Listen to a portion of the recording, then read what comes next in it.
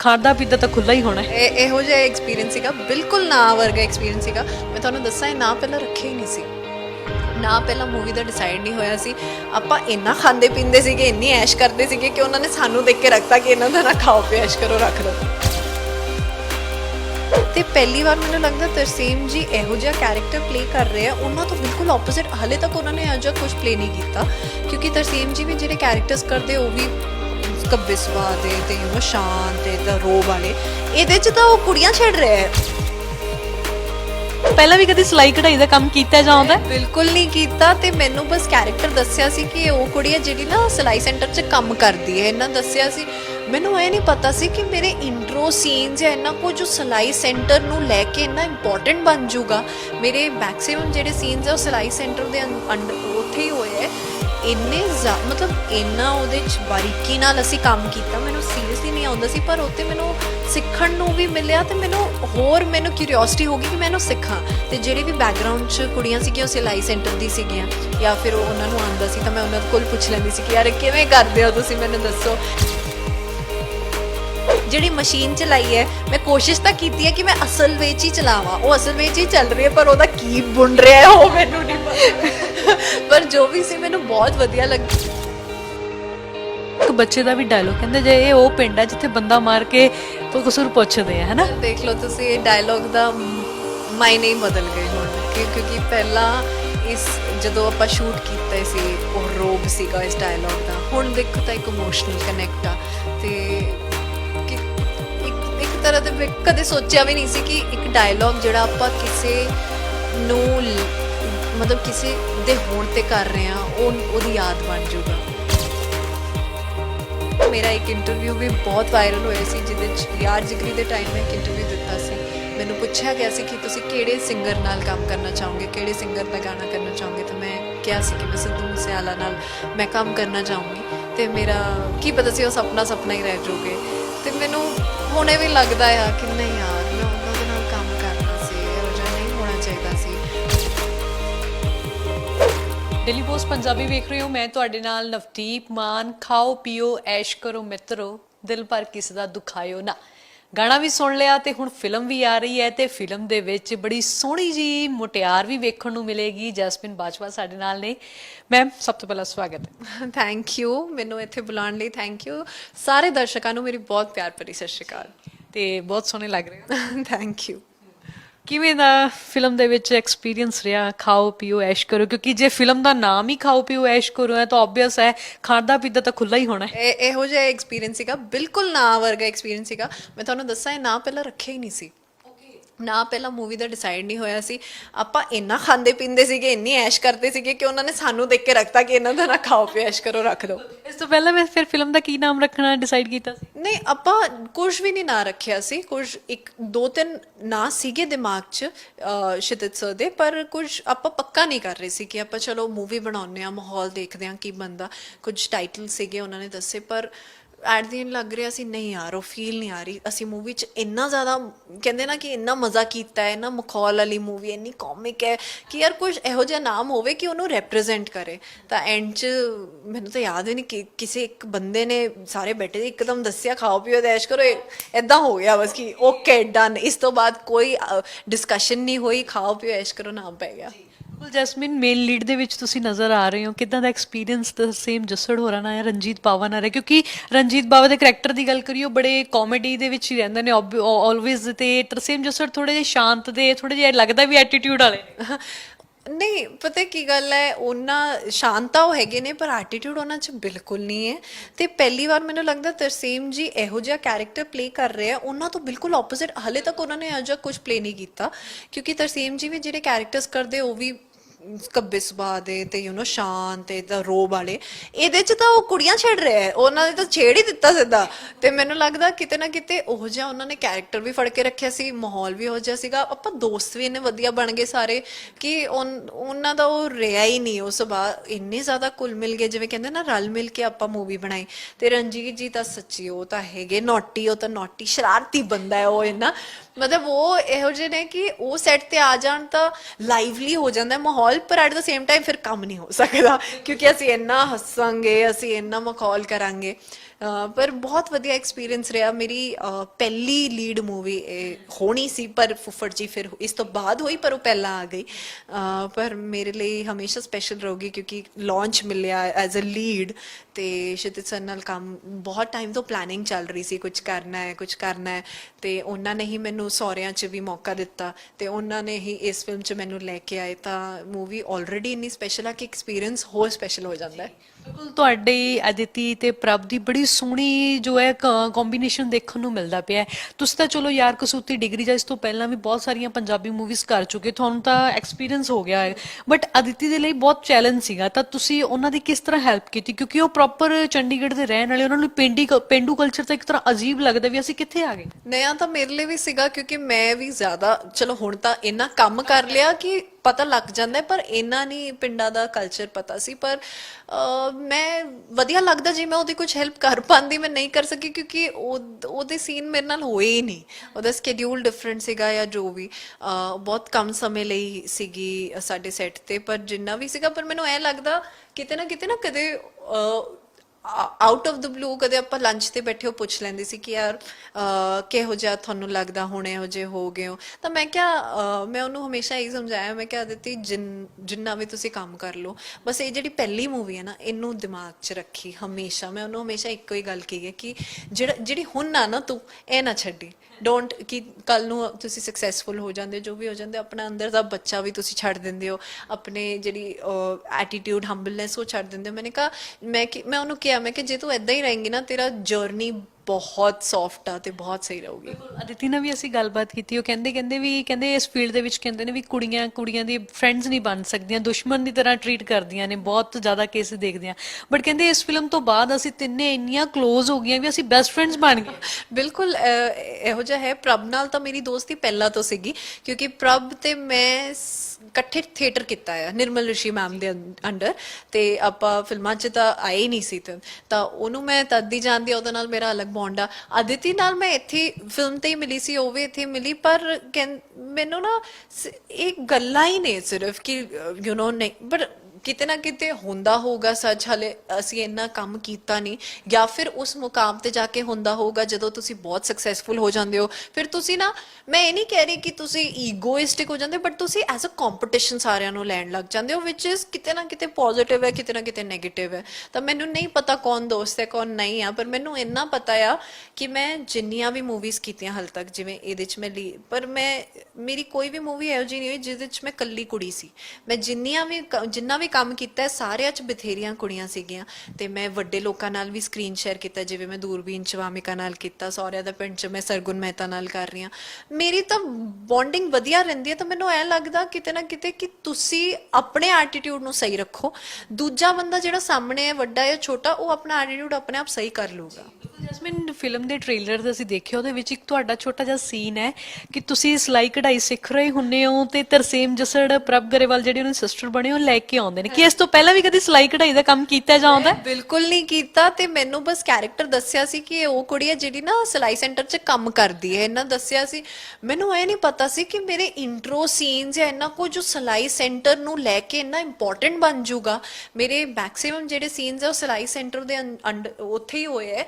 ਇੰਨੇ ਮਤਲਬ ਇੰਨਾ ਉਹਦੇ 'ਚ ਬਾਰੀਕੀ ਨਾਲ ਅਸੀਂ ਕੰਮ ਕੀਤਾ, ਮੈਨੂੰ ਸੀਰੀਅਸਲੀ ਨਹੀਂ ਆਉਂਦਾ ਸੀ, ਪਰ ਉੱਤੇ ਮੈਨੂੰ ਸਿੱਖਣ ਨੂੰ ਵੀ ਮਿਲਿਆ, ਤੇ ਮੈਨੂੰ ਕਿਉਰਿਓਸਿਟੀ ਹੋ ਗਈ ਕਿ ਮੈਂ ਇਹਨੂੰ ਸਿੱਖਾਂ। ਤੇ ਜਿਹੜੇ ਵੀ ਬੈਕਗ੍ਰਾਉਂਡ 'ਚ ਕੁੜੀਆਂ ਸੀਗੀਆਂ ਉਹ ਸਿਲਾਈ ਸੈਂਟਰ ਦੀ ਸੀਗੀਆਂ, ਜਾਂ ਫਿਰ ਉਹਨਾਂ ਨੂੰ ਆਉਂਦਾ ਸੀ, ਤਾਂ ਮੈਂ ਉਹਨਾਂ ਕੋਲ ਪੁੱਛ ਲੈਂਦੀ ਸੀ ਕਿ ਯਾਰ ਕਿਵੇਂ ਕਰਦੇ ਹੋ ਤੁਸੀਂ, ਮੈਨੂੰ ਦੱਸੋ। ਜਿਹੜੀ ਮਸ਼ੀਨ ਚਲਾਈ ਹੈ, ਮੈਂ ਕੋਸ਼ਿਸ਼ ਤਾਂ ਕੀਤੀ ਹੈ ਕਿ ਮੈਂ ਅਸਲ ਵਿੱਚ ਹੀ ਚਲਾਵਾਂ, ਉਹ ਅਸਲ ਵਿੱਚ ਹੀ ਚੱਲ ਰਹੀ ਹੈ, ਪਰ ਉਹਦਾ ਕੀ ਬੁਣ ਰਿਹਾ ਉਹ ਮੈਨੂੰ ਨਹੀਂ ਪਤਾ। ਪਰ ਜੋ ਵੀ ਸੀ ਮੈਨੂੰ ਬਹੁਤ ਵਧੀਆ ਲੱਗਿਆ ਕਿ ਇਹੋ ਜਿਹਾ ਉਹਦੇ ਜਿਹੜੇ ਜਦੋਂ ਮੈਨੂੰ ਮਿਲਦੇ ਸੀਗੇ ਪੋਰਸ਼ਨ ਸਿਲਾਈ ਕਰਨਾ, ਜਿੰਨਾ ਦੇਖ ਕੇ ਆਪਾਂ ਕਰ ਸਕਦੇ ਸੀ ਉਹਨਾਂ ਕੀਤਾ ਹੈ। ਪਰ ਮੈਨੂੰ ਐਕਸਾਈਟਮੈਂਟ ਸੀਗੀ ਕਿ ਮੈਨੂੰ ਸਿੱਖਾਂ ਹੋਰ। ਫਿਰ ਕੀ ਕੁਝ ਸਿੱਖ ਲਿਆ ਸਿਲਾਈ ਕਢਾਈ 'ਚ? ਟਾਈਮ ਤਾਂ ਬਹੁਤ ਘੱਟ ਮਿਲਿਆ, ਪਰ ਮੈਨੂੰ ਇੱਕ ਯਾਦ ਆ ਕਿ ਇੱਕ ਸਾਡਾ ਸੀਨ ਸੀਗਾ, ਉਹੀ ਫੁਲਕਾਰੀ ਆਪਾਂ ਜਿਵੇਂ ਉਹ ਰੱਖ ਕੇ ਉਹਨੂੰ ਕਰਦੇ ਆ, ਜਿਵੇਂ ਵੀ ਉਹਨੂੰ ਸਿਲਾਈ ਕਰਦੇ ਆ, ਉਹ ਮੈਂ ਉਹਨੂੰ ਅਸਲ 'ਚ ਕੀਤਾ ਉੱਥੇ। ਮਤਲਬ ਇਹ ਨਹੀਂ ਸੀ ਕਿ ਤੁਸੀਂ ਮੈਨੂੰ ਲਾ ਕੇ ਦੇ ਦਿਓ ਜਾਂ ਜੋ ਮਰਜ਼ੀ, ਮੈਨੂੰ ਸੀਗਾ ਕਿ ਯਾਰ ਮੈਂ ਜੋ ਵੀ ਬਣਾਵਾਂ, ਜੋ ਮਰਜ਼ੀ ਬਣੇ, ਪਰ ਮੈਂ ਕਰ ਰਹੀ ਹਾਂ ਉਹਨੂੰ। ਤਾਂ ਉਹ ਮੈਨੂੰ ਖੁਸ਼ੀ ਸੀਗੀ ਕਿ ਮੈਂ ਆਪਣੇ ਹੱਥੋਂ ਉਹਨੂੰ ਕੀਤਾ।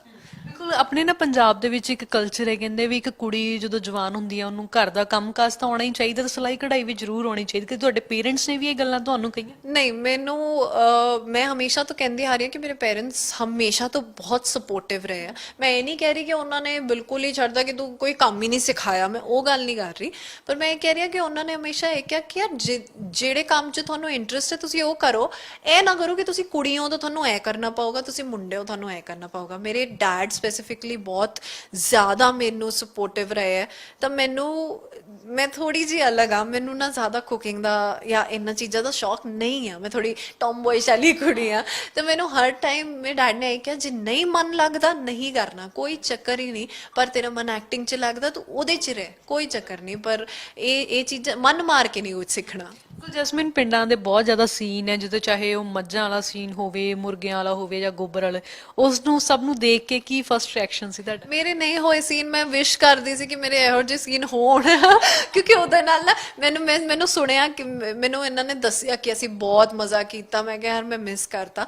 ਪਰ ਹਰ ਟਾਈਮ ਪਤਾ ਕੀ ਹੈ, ਪਿੰਡਾਂ 'ਚ ਜਾ ਕੇ ਮੂਵੀ ਕਰਨ ਦਾ ਮਜ਼ਾ ਹੀ ਕੁਝ ਹੋਰ ਹੁੰਦਾ। ਮੈਂ ਹਾਲ ਤੱਕ ਜਿੰਨੇ ਵੀ ਰੋਲਸ ਕੀਤੇ ਆ ਜਾਂ ਜਿੰਨਾ ਵੀ ਕੰਮ ਕੀਤਾ ਹੈ, ਮੇਰੀ ਜਿੰਨੀ ਫਿਲਮਾਂ ਨੇ ਉਹ ਸਾਰੀ ਗਰਾਊਂਡਡ ਸੀਗੀ, ਬਹੁਤ ਪਿੰਡਾਂ ਵਾਲੀ ਸੀਗੀ। ਕੋਈ ਵੀ ਮਾਡਰਨ ਕੈਰੈਕਟਰ ਨਹੀਂ ਮੈਂ ਹਾਲੇ ਤੱਕ ਕੀਤਾ। ਤੇ ਮਜ਼ਾ ਆਉਂਦਾ ਹੈ ਉਹ ਪੰਜਾਬੀ ਕਲਚਰ ਨੂੰ ਦੇਖ ਕੇ, ਇਹਨਾਂ ਖੇਤਾਂ ਨੂੰ ਦੇਖ ਕੇ, ਉਹਨਾਂ ਦੇ ਵਿੱਚ ਕੰਮ ਕਰਕੇ ਫੀਲ ਆਉਂਦੀ ਹੈ। ਤੇ ਤੁਸੀਂ ਨਾ ਜਦੋਂ ਸਪੈਸ਼ਲੀ ਤਰਸੇਮ ਜੱਸਰ ਜੀ ਤੇ ਰਣਜੀਤ ਬਾਵਾ ਜੀ ਇਹ ਤੁਹਾਡੀ ਫਿਲਮ 'ਚ ਹੋਣਾ, ਉਹਦਾ ਦੁੱਗਣਾ ਮਜ਼ਾ ਹੋ ਜਾਂਦਾ ਹੈ। ਫਿਰ ਬਿਲਕੁਲ, ਤੁਹਾਡੇ ਨਾਲ ਵਿਆਹ ਕਰਾਉਣ ਲਈ ਬਹੁਤ ਸਾਰੇ ਜੁਗਾੜ ਤਰਸੇਮ ਜੱਸੜ ਜੀ ਨੂੰ ਕਰਨੇ ਪੈਂਦੇ ਨੇ, ਤੇ ਕਿਵੇਂ ਤੁਹਾਨੂੰ ਮਨਾਉਣ 'ਚ ਕਾਮਯਾਬ ਹੋਏ? ਪਹਿਲਾਂ ਤਾਂ ਤਰਸੇਮ ਜੱਸੜ, ਫਿਰ ਉਸ ਤੋਂ ਬਾਅਦ ਵਿਆਹ ਦੀ ਕਹਾਣੀ ਸਿਰੇ ਚੜ੍ਹਦੀ ਹੈ। ਨਹੀਂ, ਉਹ ਤਾਂ ਤੁਹਾਨੂੰ ਮੂਵੀ ਦੇਖ ਕੇ ਪਤਾ ਲੱਗੂਗਾ ਕਿਉਂਕਿ ਸਾਰੀ ਕਹਾਣੀ ਉਹਦੇ ਤੇ ਹੈ ਕਿ ਉਹ ਕੀ ਹੁੰਦਾ ਆ ਜਦੋਂ ਇੰਨਾ ਝੂਠ ਬੋਲ ਲਿਆ, ਇੱਕ ਝੂਠ ਬੋਲਣ ਲਈ ਕਿੰਨੇ ਝੂਠ ਬੋਲੇ।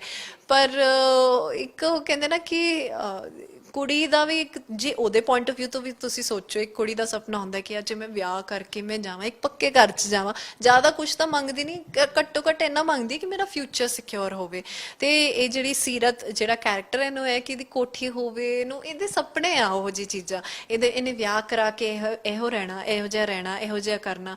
ਤੇ ਉਹ ਚੀਜ਼ ਲਈ ਉਹ ਕਿੰਨੀ ਮਿਹਨਤ ਕਰ ਸਕਦਾ ਹੈ, ਜਾਂ ਮਿਹਨਤ ਛੱਡੋ ਵਿੱਚੋਂ ਕੀ ਲੱਭ ਰਿਹਾ ਕਿ ਕਿਵੇਂ ਉਹਨੂੰ ਸੌਖਾ ਕਰਦੇ, ਉਹਦੇ ਉੱਤੇ ਮੂਵੀ ਹੈ ਤੇ ਤੁਹਾਨੂੰ ਦੇਖ ਕੇ ਹੀ ਪਤਾ ਲੱਗੂਗਾ। ਪਰ ਮੈਂ ਇਹ ਕਹਿ ਸਕਦੀ ਹਾਂ ਤੁਸੀਂ ਨਿਰਾਸ਼ ਨਹੀਂ ਹੋਵੋਗੇ, ਬਹੁਤ ਹੀ ਐਂਟਰਟੇਨਿੰਗ ਮੂਵੀ ਆ। ਫਿਲਮ ਦੇ ਵਿੱਚ ਵੀ ਨਾ, ਟ੍ਰੇਲਰ 'ਚ ਵੀ, ਜਦੋਂ ਤੁਹਾਡੇ ਜਿਹੜੇ ਫਿਲਮ ਦੇ ਵਿੱਚ ਪੇਰੈਂਟਸ ਬਣੇ, ਫੈਮਿਲੀ ਮੈਂਬਰਸ, ਉਹ ਜੱਸੜ ਜੀ ਦੇ ਘਰੇ ਜਾਂਦੇ ਹੋ, ਇਹ ਕਹਿੰਦੇ ਵੀ ਅਸੀਂ ਚਾਹੁੰਦੇ ਹਾਂ ਵੀ ਕਿਸੇ ਵੀ ਕੁੜੀ ਦਾ ਪਿਓ ਇਹ ਜ਼ਰੂਰ ਚਾਹੁੰਦਾ ਵੀ ਸਿਰ ਤੇ ਛੱਤ ਤਾਂ ਹੋਵੇ। ਹਾਂ, ਪੱਕੇ ਘਰ 'ਚ ਤਾਂ ਜਾਵੇ ਕੁੜੀ। ਤੇ ਸਭ ਦਾ ਹੀ ਇਹ ਹੁੰਦਾ ਹੈ। ਮੈਨੂੰ ਲੱਗਦਾ ਸ਼ਿਤਿਜ ਸਰ ਦੀ ਇਹੀ ਖਾਸੀਅਤ ਹੈ, ਉਹ ਜਿਹੜੀ ਵੀ ਮੂਵੀਜ਼ ਬਣਾਉਂਦੇ ਨਾ ਉਹ ਇੰਨੀ ਰਿਲੇਟੇਬਲ ਹੁੰਦੀ ਹੈ, ਉਹਨਾਂ ਦੇ ਮੈਸੇजेस ਇੰਨੇ ਰਿਲੇਟੇਬਲ ਹੁੰਦੇ ਆ ਸਾਡੇ ਹੁਣ ਜੋ ਚੱਲਦਾ ਆ ਰਿਹਾ ਉਹਦੇ ਉੱਤੇ ਹੀ ਹੈ। ਤਾਂ ਮੈਨੂੰ ਲੱਗਦਾ ਕਿਤੇ ਨਾ ਕਿਤੇ ਕਿ ਇਹ ਚੀਜ਼ਾਂ ਨਾ ਲੋਕਾਂ ਨੂੰ ਪਸੰਦ ਆਉਂਦੀ ਹੈ। ਜਦੋਂ ਉਹ ਜਾਂਦੇ ਆ ਇੱਕ ਮੂਵੀ ਦੇਖਣ ਤੇ ਕਹਿੰਦੇ ਇਹ ਤਾਂ ਸਾਡੇ ਘਰ ਦੀ ਕਹਾਣੀ ਹੈ, ਇਹ ਤਾਂ ਸਾਡੇ ਘਰ ਹੁੰਦਾ। ਇਹ ਨਾ ਅੱਧੀ ਸਕਸੈਸ ਤਾਂ ਤੁਹਾਨੂੰ ਫਿਲਮ ਦੀ ਤਾਂ ਹੀ ਮਿਲ ਜਾਂਦੀ ਹੈ। ਟ੍ਰੇਲਰ ਦੇ ਥੱਲੇ ਨਾ ਲੋਕੀ ਬਹੁਤ ਸਾਰੇ ਕਮੈਂਟ ਕਰ ਰਹੇ ਨੇ, ਉਸ ਦੇ ਵਿੱਚ ਇੱਕ ਬੱਚੇ ਦਾ ਵੀ ਡਾਇਲੋਗ ਕਹਿੰਦੇ ਜੇ ਇਹ ਉਹ ਪਿੰਡ ਹੈ ਜਿੱਥੇ ਬੰਦਾ ਮਾਰ ਕੇ ਕਸੂਰ ਪੁੱਛਦੇ ਆ, ਹਨਾ? ਦੇਖ ਲਓ ਤੁਸੀਂ, ਇਹ ਡਾਇਲੋਗ ਦਾ ਮਾਇਨੇ ਹੀ ਬਦਲ ਗਏ ਹੁਣ ਕਿਉਂਕਿ ਪਹਿਲਾਂ ਜਦੋਂ ਆਪਾਂ ਸ਼ੂਟ ਕੀਤਾ ਸੀ ਉਹ ਰੋਬ ਸੀਗਾ ਇਸ ਡਾਇਲੋਗ ਦਾ। ਹੁਣ ਦੇਖੋ ਤਾਂ ਇੱਕ ਇਮੋਸ਼ਨਲ ਕਨੈਕਟ ਆ। ਤੇ ਇੱਕ ਤਰ੍ਹਾਂ ਦੇ ਕਦੇ ਸੋਚਿਆ ਵੀ ਨਹੀਂ ਸੀ ਕਿ ਇੱਕ ਡਾਇਲੋਗ ਜਿਹੜਾ ਆਪਾਂ ਕਿਸੇ ਨੂੰ ਮਤਲਬ ਕਿਸੇ ਦੇ ਹੋਣ ਤੇ ਕਰ ਰਹੇ ਆ ਉਹਦੀ ਯਾਦ ਬਣ ਜਾਊਗਾ। ਪਰ ਉਹ ਡਾਇਲੋਗ ਮੈਨੂੰ ਲੱਗਦਾ ਸਾਡੀ ਫਿਲਮ ਦਾ ਇੱਕ ਆਈਕੋਨਿਕ ਡਾਇਲੋਗ ਹੁਣ ਬਣ ਹੀ ਚੁੱਕਿਆ ਹੈ। ਤੇ ਬੱਚੇ ਤੋਂ ਬੁਲਵਾਣਾ ਤਾਂ ਹੀ ਇੰਨਾ ਜ਼ਿਆਦਾ ਸੋਹਣਾ ਰਿਹਾ ਕਿਉਂਕਿ ਬੱਚਾ ਫੈਨ ਹੈ, ਹੁਣੇ ਵੀ ਹੈ। ਇਹ ਫਿਲਮ ਤਾਂ ਪਹਿਲਾਂ ਸ਼ੂਟ ਹੋ ਗਈ ਸੀ ਨਾ? ਇਹ ਫਿਲਮ ਪਹਿਲਾਂ ਸ਼ੂਟ ਹੋ ਗਈ ਸੀ ਤੇ ਫਿਲਮ ਪਹਿਲਾਂ ਸ਼ੂਟ ਹੋ ਗਈ, ਜੋ ਹੋਇਆ ਉਹ ਵੀ ਹੁਣੇ ਹੀ ਹੋਇਆ। ਤਾਂ ਕੀ ਕਰ ਸਕਦੇ ਆ ਉਹਦੇ ਬਾਰੇ, ਪਰ ਇਹੀ ਆ ਕਿ ਅਸੀਂ ਜਿੰਨਾ ਉਹਨੂੰ ਯਾਦ 'ਚ ਰੱਖੀਏ, ਉਹਨਾਂ ਦੇ ਡਾਇਲੌਗਸ 'ਚ, ਉਹਨਾਂ ਦੇ ਗਾਣਿਆਂ ਦੇ ਜਿਹੜੇ ਲਿਰਿਕਸ ਹੈ, ਉਹਨਾਂ ਦੇ ਬੋਲਾਂ 'ਚ ਯਾਦ ਰੱਖੀਏ, ਉਹਨਾਂ ਆਪਾਂ ਯਾਦ ਰੱਖਣ ਦੀ ਕੋਸ਼ਿਸ਼ ਕਰ ਰਹੇ ਹਾਂ। ਇਸ ਦੇ ਵਿੱਚ ਵੀ ਨਾ ਲੋਕ ਜਿਹੜੇ ਆ ਟ੍ਰਿਬਿਊਟ ਦੀ ਤਰ੍ਹਾਂ ਇਹਨੂੰ ਡਾਇਲੌਗ ਨੂੰ ਯੂਜ਼ ਕਰ ਯਾਦਗਾਰ ਸੋਚਿਆ ਨਹੀਂ ਸੀ ਜਦੋਂ ਤੁਸੀਂ ਐਂ ਦੇਖੋ ਨਾ, ਅਸੀਂ ਜਦੋਂ ਇਹ ਬਣਾਇਆ ਸੀ ਕਾਮਿਕ ਵੇ ਚ ਬਣਾਇਆ ਸੀ ਉਸ ਟਾਈਮ, ਮਾਇਨੇ ਅਲੱਗ ਸੀ ਜਿਵੇਂ ਮੈਂ ਕਿਹਾ, ਹੁਣ ਦੇਖੋ ਤਾਂ ਇੱਕ ਟ੍ਰਿਬਿਊਟ ਬਣ ਗਿਆ ਉਹ। ਪਰ ਸੋਚਿਆ ਨਹੀਂ ਸੀ ਕਿ ਜਿਹੜੇ ਬੰਦੇ ਅੱਜ ਸਾਡੇ ਨਾਲ ਹੈ ਉਹ ਕੱਲ ਹੋਣਗੇ ਕਿ ਨਹੀਂ ਹੋਣਗੇ ਸਾਡੇ ਨਾਲ। ਪਰ ਇੱਕ ਚੀਜ਼ ਮੈਨੂੰ ਖੁਸ਼ੀ ਆ ਇਸ ਗੱਲ ਦੀ ਕਿ ਮੈਨੂੰ ਨਹੀਂ ਪਤਾ ਸੀ ਕਿ ਇਹੋ ਜਿਹਾ ਕੁਝ ਡਾਇਲੌਗ ਸਾਡੀ ਫਿਲਮ 'ਚ ਹੈ, ਕਿਉਂਕਿ ਉਹ ਜਿਹੜਾ ਸਕੈਡ ਸੀ ਉਹ ਬੱਚਿਆਂ ਦਾ ਮੈਂ ਨਹੀਂ ਦੇਖਿਆ, ਉਹ ਸੀਨ ਹੀ ਨਹੀਂ ਦੇਖਿਆ ਸੀ। ਜਦੋਂ ਟ੍ਰੇਲਰ ਆਇਆ ਮੈਂ ਵੀ ਇਮੋਸ਼ਨਲ ਸੀਗੀ ਤੇ ਮੈਨੂੰ ਵਧੀਆ ਲੱਗਿਆ ਕਿ ਮੈਂ ਇਹੋ ਜਿਹੀ ਮੂਵੀ ਦਾ ਪਾਰਟ ਆ ਜਿਹਦੇ 'ਚ ਡਾਇਲੌਗ ਇਹ ਹੈਗਾ ਕਿ ਅਸੀਂ ਟ੍ਰਿਬਿਊਟ ਦੇ ਰਹੇ ਹਾਂ ਤੇ ਅਸੀਂ ਫਿਲਮ 'ਚ ਵੀ ਦਿੱਤੀ ਹੈ।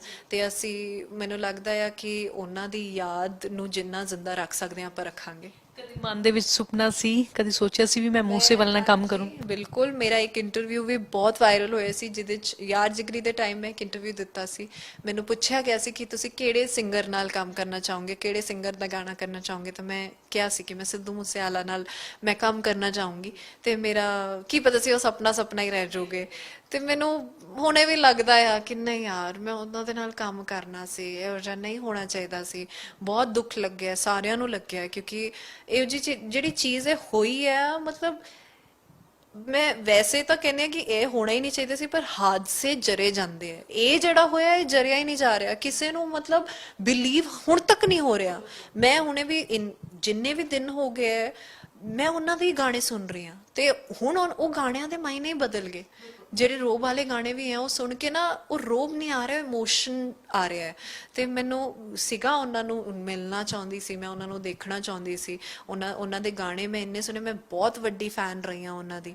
ਪਰ ਜੈਸਮੀਨ, ਹੁਣ ਵੀ ਨਾ ਸਭ ਦੀਆਂ ਗੱਡੀਆਂ ਦੇ ਵਿੱਚ, ਘਰਾਂ ਦੇ ਵਿੱਚ ਉਹਨਾਂ ਦੇ ਗਾਣੇ ਵੱਜਦੇ ਆ ਤੇ ਈਵਨ ਇਹ ਲੱਗਦਾ ਵੀ ਉਹ ਸਾਡੇ ਵਿਚਕਾਰ ਨਹੀਂ ਰਹੇ, ਇੱਕ ਸੁਪਨਾ ਹੈ। ਸੁਪਨਾ ਹੈ, ਉਹ ਕਹਿੰਦੇ ਨਾ ਬਿਲੀਵ ਹੀ ਨਹੀਂ ਹੋ ਰਿਹਾ। ਇਹ ਫਿਲਮ ਦੇ ਵਿੱਚ ਤਿੰਨ ਸਰਦਾਰਾਂ ਦੀ ਜੋੜੀ ਵੀ ਹੈ, ਕਹਿੰਦੇ ਵੀ ਰਣਜੀਤ ਤੇ ਤਰਸੇਮ, ਉਤੋਂ ਸਰਦਾਰ ਤੇ ਉਤੋਂ ਦਿਲਦਾਰ।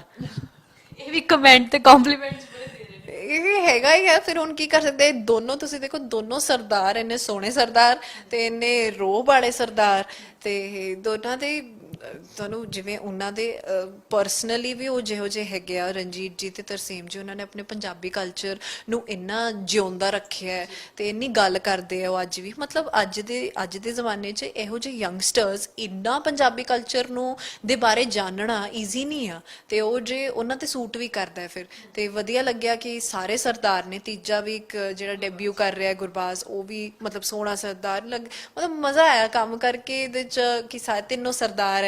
ਤੇ ਜੋੜੀ ਵੀ ਫਿਰ ਉਹ ਵਧੀਆ ਲੱਗੀ, ਇੱਕ ਬਾਵਾ, ਇੱਕ ਜੱਸੜ ਤੇ ਫਿਰ ਬਾਜਵਾ। ਉਹ ਚੀਜ਼ ਫਿਰ ਮਜ਼ਾ ਆਉਂਦਾ। ਦੇਖੋ ਹੁਣ ਲੋਕਾਂ ਨੂੰ ਪਸੰਦ ਆਣੀ ਚਾਹੀਦੀ ਹੈ। ਬਿਲਕੁਲ, ਫਿਲਮ ਨੂੰ ਤਾਂ, ਟ੍ਰੇਲਰ ਨੂੰ ਤਾਂ ਬਹੁਤ ਪਿਆਰ ਕਰ ਰਹੇ ਨੇ। ਮੈਂ ਨਾ ਕਮੈਂਟਸ ਦੇ ਵਿੱਚ ਪੜਿਆ, ਮੈਂ ਅੱਜ ਹੁਣੇ ਪੜ੍ਹ ਕੇ ਆਈ ਸੀ, ਤੇ ਕਮੈਂਟਸ ਦੇ ਵਿੱਚ ਨਾ ਜਿਹੜੇ ਆਪਣੇ ਦੇਸ਼ਾਂ ਵਿਦੇਸ਼ਾਂ 'ਚ ਬੈਠੇ ਉਹ ਤਾਂ ਕਮੈਂਟਸ ਕਰ ਹੀ ਰਹੇ ਨੇ, ਇੰਡੀਅਨਸ ਲੋਕ ਕਮੈਂਟ ਕਰ ਰਹੇ ਨੇ, ਬਟ ਜਿਹੜੇ ਪਾਕਿਸਤਾਨ ਦੇ ਵਿੱਚ ਵੀ ਤੁਹਾਡੇ ਫੈਨਸ ਨੇ ਨਾ, ਉਹ ਵੀ ਟ੍ਰੇਲਰ ਨੂੰ ਬਹੁਤ ਪਿਆਰ ਕਰ ਰਹੇ ਨੇ। ਉਹਨਾਂ ਨੂੰ ਵੀ ਬਹੁਤ ਸੋਹਣਾ ਲੱਗ ਰਿਹਾ ਵੀ ਹਾਂ, ਇੱਕ ਪ੍ਰੋਪਰ ਪੇਂਡੂ ਕਲਚਰ, ਸਾਡਾ ਪਿੰਡਾਂ ਵਾਲਾ ਰਹਿਣ ਸਹਿਣ ਸਭ ਕੁਝ ਦਿਖਾਇਆ। ਪਾਕਿਸਤਾਨ 'ਚ ਤੁਹਾਨੂੰ ਪਤਾ ਸਾਡੀ ਇੰਡਸਟਰੀ ਦੀ ਬਹੁਤ ਵੱਡੀ ਫੋਲੋਇੰਗ ਉੱਥੇ ਹੈ, ਕਿਉਂਕਿ ਉੱਧਰ ਵੀ ਪੰਜਾਬੀ ਬੋਲੀ ਜਾਂਦੀ ਹੈ। ਉਹ ਸਾਡੀ ਫਿਲਮਾਂ ਦੇਖਦੇ ਹੈ, ਪਸੰਦ ਕਰਦੇ ਹੈ। ਕਿੰਨੇ ਪੰਜਾਬੀ ਐਕਟਰਸ ਨੇ ਜਿਹੜੇ ਕੰਮ ਕਰਦੇ ਨੇ ਸਾਡੇ ਨਾਲ। ਹੁਣ ਐਮੀ ਵਿਰਕ ਦੀ ਮੂਵੀ 'ਚ ਕੰਮ ਕੀਤਾ ਸੀ, ਅਮਰਿੰਦਰ ਗਿੱਲ ਸਰ ਦੀ ਮੂਵੀ 'ਚ ਆਉਂਦੇ ਹੈ। ਤੇ ਕਹਿੰਦੇ ਕਿ ਯਾਰ ਐਂਟਰਟੇਨਮੈਂਟ ਇੱਕ ਇਹੋ ਜਿਹੀ ਚੀਜ਼ ਹੈ ਜਿਹੜੀ ਕੋਈ ਵੀ ਦੇਸ਼ ਨੂੰ ਜੋੜ ਕੇ ਰੱਖਦੀ ਹੈ, ਭਾਵੇਂ ਜੋ ਮਰਜ਼ੀ ਹੋਵੇ, ਉਹਨਾਂ ਦਾ ਵੈਰ ਹੋਵੇ, ਉਹਨਾਂ ਦੀ ਦੋਸਤੀ ਹੋਵੇ, ਐਂਟਰਟੇਨਮੈਂਟ ਸਾਰਿਆਂ ਲਈ ਇੱਕੋ ਹੀ ਆ। ਤੇ ਜਿਹੜਾ ਲੋਕਾਂ ਨੇ ਪਸੰਦ ਕਰਨਾ ਇੱਕ ਮੂਵੀ ਲਈ ਪਿਆਰ ਲੋਕਾਂ ਦਾ, ਕੋਈ ਇੱਥੇ ਆ ਜਾਂ ਜੋ ਉੱਥੇ ਆ, ਉਹ ਇੱਕੋ ਹੀ ਆ। ਤੇ ਵਧੀਆ ਲੱਗਦਾ ਮੈਨੂੰ ਵੀ। ਕਈ ਵਾਰ ਪਰਸਨਲ ਕਮੈਂਟਸ ਆਉਂਦੇ, ਯਾਰ ਜਿਗਰੀ ਨੂੰ ਲੈ ਕੇ ਵੀ ਆਉਂਦੇ ਸੀਗੇ ਕਿ ਯਾਰ ਜਿਗਰੀ ਬਹੁਤ ਪਪੂਲਰ ਹੋਇਆ ਸੀ ਪਾਕਿਸਤਾਨ 'ਚ। ਤੇ ਮੈਨੂੰ ਕਿਤੇ ਨਾ ਕਿਤੇ ਲੱਗਦਾ ਯਾਰ ਵਧੀਆ ਗੱਲ ਹੈ, ਆਪਾਂ ਰਲ ਮਿਲ ਕੇ ਕੰਮ ਕਰੀਏ, ਵਧੀਆ ਲੱਗਦਾ। ਐਂਟਰਟੇਨਮੈਂਟ 'ਚ ਤਾਂ ਮੈਨੂੰ ਲੱਗਦਾ ਫਿਲਮਾਂ 'ਚ, ਗਾਣਿਆਂ 'ਚ, ਐਕਟਿੰਗ 'ਚ ਇੱਥੇ ਨਾ ਕੋਈ ਡਿਵਾਈਡ ਨਹੀਂ ਕਰ ਸਕਦਾ ਕਿਸੇ ਵੀ ਚੀਜ਼ ਨੂੰ। ਕੋਈ ਇਹਦੇ 'ਚ ਕੋਈ ਉਹ ਨਹੀਂ ਆ, ਵਿੱਚ ਕੋਈ ਦੀਵਾਰ ਨਹੀਂ ਹੈ। ਇਹਦੇ 'ਚ ਸਾਰਿਆਂ ਨੇ ਰਲ ਮਿਲ ਕੇ ਕੰਮ ਕਰਨਾ। ਮੈਂ ਤਾਂ ਇਹ ਵੀ ਚਾਹੁੰਦੀ ਹਾਂ ਕਿ ਉਹਨਾਂ ਦੇ ਸਿੰਗਰਸ ਜਿੰਨਾ ਇੱਧਰ ਵੀ ਖੁੱਲ ਕੇ ਕੰਮ ਕਰ ਸਕਦੇ ਉਹ ਕਰਨ, ਕਿਉਂਕਿ ਅਸੀਂ ਵੀ ਉਹਨਾਂ ਨੂੰ ਬਹੁਤ ਪਿਆਰ ਕਰਦੇ ਆ। ਉੱਧਰ ਦੇ ਆਰਟਿਸਟ ਜਿਹੜੇ ਨੇ, ਤੇ ਉਹਨਾਂ ਦਾ ਵੀ ਹਮੇਸ਼ਾ ਆਰਟਿਸਟਾਂ ਲਈ ਸਪੋਰਟ ਰਿਹਾ ਹੈ। ਬਿਲਕੁਲ, ਆਡੀਅנס ਨੂੰ ਕੀ ਕਹੋਗੇ ਫਿਲਮ ਨੂੰ ਲੈ ਕੇ? ਮੈਂ ਇਹ ਕਹਾਂਗੀ ਕਿ 1 ਜੁਲਾਈ ਨੂੰ ਖਾਓ ਪੀਓ ਐਸ਼ ਕਰੋ ਆ ਰਹੀ ਹੈ। ਅਸੀਂ ਬਹੁਤ ਪਿਆਰ ਨਾਲ ਇਹ ਮੂਵੀ ਬਣਾਈ ਤੇ ਬਹੁਤ ਮਖੌਲ ਨਾਲ ਵੀ ਬਣਾਈ ਆ, ਬਹੁਤ ਮਜ਼ਾ ਕੀਤਾ ਹੈ। ਤੇ ਸ਼ਰਾਰਤੀ ਸ਼ਰਾਰਤੀ ਜੇ ਲੋਕ ਹੈ ਇਹਦੇ 'ਚ ਤੇ ਤੁਸੀਂ ਆਪੇ ਸੋਚ ਲਓ ਤੁਹਾਨੂੰ ਕਿੰਨਾ ਮਜ਼ਾ ਆਉਣ ਵਾਲਾ ਹੈ। ਤੁਸੀਂ ਸਾਰਾ ਆਪਣਾ ਸ਼ਰੀਕਾ ਲੈ ਕੇ ਜਾਣਾ ਹੈ ਪੂਰਾ ਦਾ ਪੂਰਾ, ਤੁਸੀਂ ਆਪਣਾ ਤਾਏ ਮਾਮੇ ਚਾਚੇ ਉਹਨਾਂ ਦੇ ਬੱਚੇ ਤੁਸੀਂ ਸਾਰੇ ਰਲ ਮਿਲ ਕੇ ਜਾਇਓ, ਕਿਉਂਕਿ ਇਹ ਮੂਵੀ ਉਹ ਜੀ ਹੈ, ਫੈਮਿਲੀ ਐਂਟਰਟੇਨਰ ਮੂਵੀ ਆ। ਤੇ ਮੈਂ ਇਹ ਕਹਾਂਗੀ ਕਿ ਤੁਸੀਂ ਸਾਰੇ 1 ਜੁਲਾਈ ਨੂੰ ਆਓ, ਮੈਂ ਪ੍ਰੋਮਿਸ ਕਰਦੀ ਹਾਂ ਕਿ ਤੁਸੀਂ ਬਹੁਤ ਹੱਸ ਕੇ ਜਾਓਗੇ। Thank you so much. Thank you so much. ਤਾਂ ਜੈਸਮਿਨ ਬਾਜਵਾ ਨਾਲ ਗੱਲਾਂ ਬਾਤਾਂ ਕੀਤੀਆਂ ਫਿਲਮ ਖਾਓ ਪੀਓ ਐਸ਼ ਕਰੋ ਨੂੰ ਲੈ ਕੇ, ਤੇ ਤੁਸੀਂ ਵੀ 1 ਤਰੀਕ ਨੂੰ ਛੇਤੀ ਛੇਤੀ ਵਿਹਲੇ ਹੋ ਜਾਣਾ ਹੈ, ਪੌਪਕਾਰਨ ਲੈ ਕੇ ਕੋਲਡ ਡਰਿੰਕ ਲੈ ਕੇ ਜੋ ਹੈ ਆਪਣੇ ਘਰਾਂ ਦੇ ਨੇੜਲੇ ਥੀਏਟਰਸ ਦੇ ਵਿੱਚ ਪਹੁੰਚ ਜਾਣਾ ਤੇ ਫਿਲਮ ਨੂੰ ਦੇਖ ਕੇ ਖੂਬ ਸਾਰਾ ਪਿਆਰ ਦੇਣਾ, ਕਿਉਂਕਿ ਫਿਲਮ ਦੇ ਵਿੱਚ ਇੰਨਾ ਕੁ ਤੁਹਾਨੂੰ ਮਖੌਲ ਇੰਨਾ ਕੁ ਹਾਸਾ ਵੇਖਣ ਨੂੰ ਮਿਲੇਗਾ ਕਿ ਤੁਹਾਡੇ ਢਿੱਡੀ ਜੋ ਹੈ ਪੀੜਾ ਪੈ ਜਾਣਗੀਆਂ।